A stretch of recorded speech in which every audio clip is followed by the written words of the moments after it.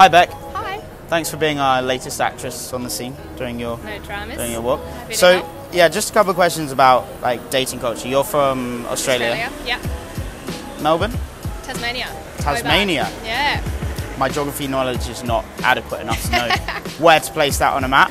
But yeah, we were just talking about it. But the UK is now past the 50% threshold where more than 50% of relationships start online. What do you think is the best environment in which to meet like a potential romantic prospect or a partner? I personally am not a fan of the online dating scene, although I definitely have used Tinder and a few of the others. Yeah. But I would much rather meet someone in a bar, having a casual drink, or a lot of my past relationships have been with people from work or hockey or That's cool. something that we have in common. So you think like a bar is obviously the kind of most common place. It's basically set up for people to meet each other, and work is kind of similar. You have similar interests, you're doing the same things, but like with a bar, do you ever find that it's like a little bit too constructed, or do you think that is a cool place to meet a guy, or do you feel like it's like we've all been thrown here with alcohol, like you think it's a good place? Or I think it really depends, because in the bar you kind of expect those kind of behaviors, you know what I mean? Yeah. So it kind of allows for those kind of behaviors to happen. Yeah, I know what you mean. But on the street, I mean, if it's well done, then I think it's more it has genuine a lot on to the do street. with like the approach. Yeah. Because also, I guess alcohol when you're in a bar, it kind of gives them a license to act a certain way. I guess I know what you mean. Well, Do you find no? That's And a also, good point. like, It's a as good long point. as it's genuine, like even if it Yeah. comes Yeah. in the street, Yeah. like, or while you're buying bread or like buying chocolate, Yeah, anywhere, yeah. like in the bar, if it's genuine, if it's like really honest, because we've had, I'm sure we've had guys that come up to us and we're like, I really want to say something to you, and like really honest, and that's of course you're gonna hear. Yeah, he and has you to can say. see that though in like eye contact and stuff like that as well. I think it's the energy, like you kind of understand and like get it. I think girls are much better at reading that energy than guys are a lot of the time. I think you have a natural proficiency. Yeah. Is that statistically proven though? I think that's. I think I we're think. just more emotionally intelligent. Yeah, I think that's true. I think the science. The science is pretty clear on that. I think as well, actually. But I'm trying to figure out like what's the best way, because we've now got in the UK more than 50% of relationships. People admit to having their relationships online. More than 50% of them. So that means more than clubs, work, friendship circles, approaching someone in the street or a cafe. All of that combined, there's more on like Tinder, eHarmony, Badoo, and dating sites. So there's more online. There's more online relationships started now than there are otherwise. Yeah. So my job is to help guys to meet women in more sort of creative ways, like in the daytime, in cafes and bookshops and things like that. So we're trying to find the best environment, trying to see what women think about what's the best place. I don't think there's I a have best. a favorite place. Yeah. But for example, in the street or like somewhere, or even like in a cafe, Yeah. he feels it's more like genuine in the way that it's not the environment that I'm here for. It's like I'm not in a bar to look for a girl. I'm just here randomly. And I saw like kind of attracted. Again, I think it was probably a better place when I was younger. It seemed to be more of the natural thing to do. I think now that Like I'm older, post-university type thing. Yeah. Now that I'm a bit older, coming to my late 20s, I'd much rather meet someone when I'm sober and that I know I like and that I'm friends with and have good banter. Yeah, and, for sure. Yeah. For sure. So you think like friendship circles, that's I guess the other common way. It's like you have some friends, they have some friends, they all pull everyone together, and then it's like people meet there. Do you think that's maybe a better way to meet people then? I think that would be nice. I've never met anyone myself through friendship groups, but yeah. Neither have I. Well, I have, but then it always goes kind of downhill quickly. And then friendship groups Things get messy, huh? apart and it Things gets get messy. Yeah. So what do you think about cold approach? Guy come up and said hi to you in this sort of environment in Oxford Street or Bond Street or anywhere like that. Yeah. What do you think about that as a way of like meeting a guy? It depends on like how the guy approach, approaches. yeah. Okay. So you've had some bad ones. No, it's That sounds like you've had some really terrible experiences. not actually terrible, but just like the way that they approach, like the way they start the conversation is really important. Yeah. Because you're either on the creepy side or on the good side. Sure. So Not what? necessarily. No.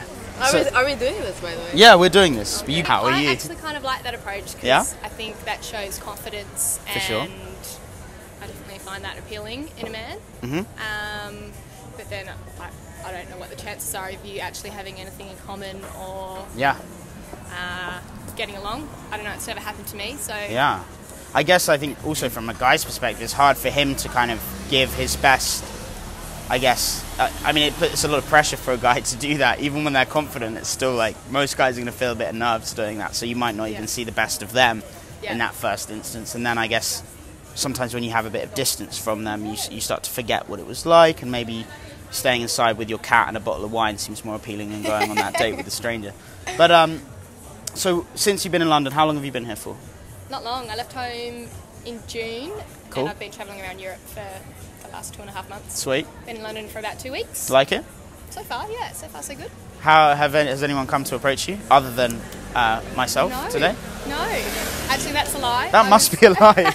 I wasn't going to question that straight away. Well, no. So no, I'm sort of seeing someone at the minute. So a lot of the time I've been with him. Yeah. So I guess that puts... How did you meet him? So I actually met him back home. We worked together back home, and then we both come to London. That's together. pretty cool. That's pretty cool.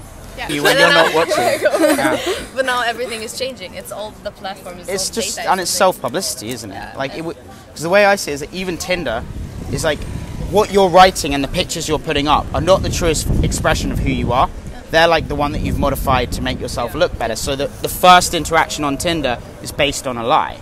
So that's why I think that, you know, online dating maybe it's difficult to have the same authenticity because you've already put a make-believe version of yourself to the other person. Who likes what? Like, it's easier to be yourself, and then for sure you're gonna find someone that likes your joke better than the fake joke. That Yeah. Like, I don't know. I don't know. For me, I know it's easier to be yourself. Online dating, I think it's almost like a checklist, you know. Yeah. So, but it doesn't mean anything. Even if they check all the boxes, it doesn't mean that in real life you have to meet them first to know what it's like.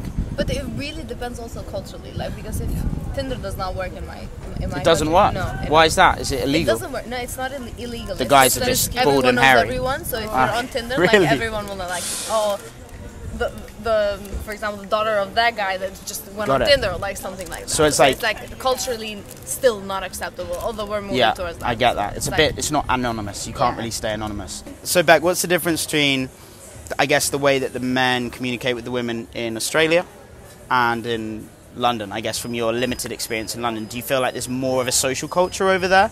People are a bit more confident and laid back, or do you find that in London people are more friendly and talkative? I would actually say the people that I've met from the UK, I haven't really met anyone in the UK yet because I haven't really been here that long.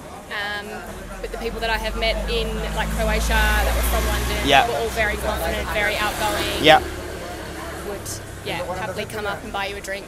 Yeah. Yeah. Compared to Australia. Really? Yeah. Because I think English people have a kind of conception of Australia as being like the more drunk, laid back, like hippie version of England, where everyone's just like surfing and cooking barbecues and talking to each other. So there's definitely more of a drinking culture here than there is. Interesting. In Australia. I think in Morocco it's a bit different. Like apps, I don't think people meet people on apps. I think it mostly has to do with like social context, like which school you go to, because it's very like exclusive it's much more like that. So like I know people that have known each other since like they were really young and kids, and like they got together in real life. And they just stayed together. Yeah, because I guess circles are more exclusive in Morocco. Yeah, well, I went to. It has to do a lot with. Where are you from in Morocco? Casablanca. Oh, okay, cool. So it has a lot to do with like social and economic backgrounds. I know it's sad, but like it's so just like compared to Europe, where you have more options, I guess, and you can meet different people from different walks of life. In Morocco, it's very restrained. Yeah. When I was in Marrakesh, it was you had bars, but it was like super fancy. They were really fancy, and also I think you couldn't drink until the bells had rung, or so. It was there was some. I think there was some sort of religious religious thing going on. But it seemed like a weird place. Like people weren't really meeting over there, so it's much more insular and social circle related. Okay, so if you had to pick one environment, so you're going back to your parents and you're saying, I met a guy, he's amazing, and they say, where do you meet him? In your ideal world, what would be your answer? Would it be like, we met in a bookshop, we were looking at the psychology section, art gallery, restaurant, like that would be cool. Better than Tinder, huh? It's better than Tinder, yeah. I'd be reluctant to say that we met on Tinder. Yeah. Would you lie about it? I probably would, I love that. I love the honesty. I love the honesty. Well, more than 50% of people are not lying about it now, which is an interesting critical threshold we've hit. So, Beck, would you encourage more men to go out and talk to the women that they like in the daytime? Absolutely. Yeah, definitely. Do it, guys. It's a very appealing trait to have. Yeah. The confidence. Yeah. A bit of chat. Yeah. Do you ever wish that you had the confidence and the skill set to go up to that attractive girl that you see every day on your commute, in the grocery store, on that walk back home? Do you ever wish that you could go up and express yourself to her?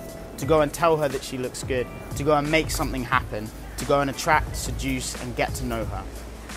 The product that I'm releasing will teach you exactly that. The fundamentals of cold approach. How to meet an attractive individual that you want to go and talk to, how to have the confidence to go and make something happen, have a conversation, get the contact details, and meet up with them. If you, like many other guys, are struggling with this area of your life, I am here to help you. This product will teach you everything you need to know to start a conversation with whoever you choose in the daytime in a respectful, caring, but also most importantly, confident manner, conveying your full personality, expressing yourself fully, and making the best out of the situation. If you're interested in the product, follow the link in the description below or find the card attached in the video here. Email me at admin@fluid.social for more information, and I look forward to helping you forge your new dating life.